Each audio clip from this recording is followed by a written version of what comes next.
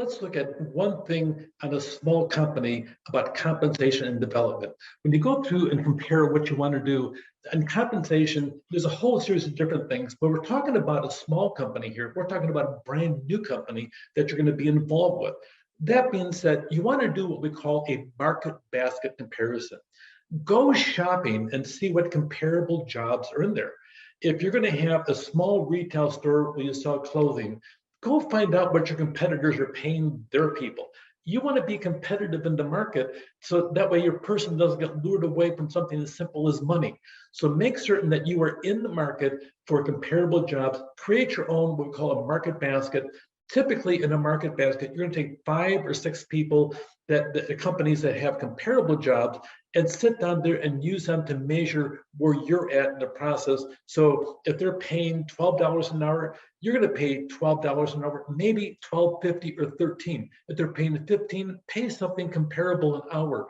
And if it's part-time, think about that aspect of it. But on your compensation, make certain that you have something comparable so somebody doesn't sit there and get lured off for $1 or $2 more. You want to make certain that you're paying something in your market basket.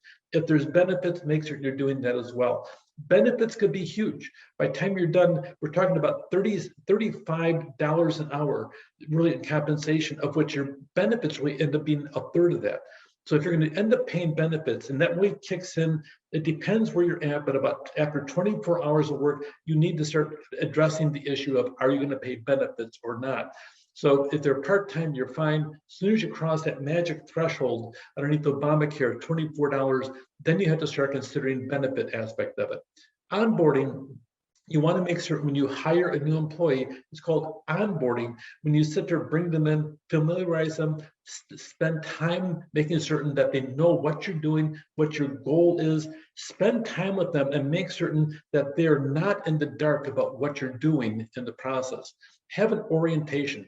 Make certain that they show them all the different facets of things that they're going to be doing that'll affect the job. Get them into the job routine.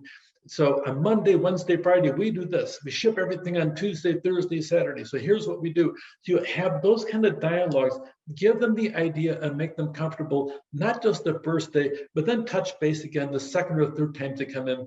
And then about a month later, go back over some of the basic things you want them to do. As your company grows, make certain that they grow with it and you're training them as to what you want to have. Here's a couple aspects of it in the learning process. Assess, see where they're at, tell them the objectives. You want to make sure you choose and evaluate them based upon that and implement as you go through. There's different kinds of learning. We're going into learning right now in one way, okay? Another way is on-the-job learning, and then off-the-job learning, which is where they send them out to do something. So be competitive and use a market basket, develop compensation, as well as the aspect of bringing them on board into the job itself and develop them as they go through. Take care.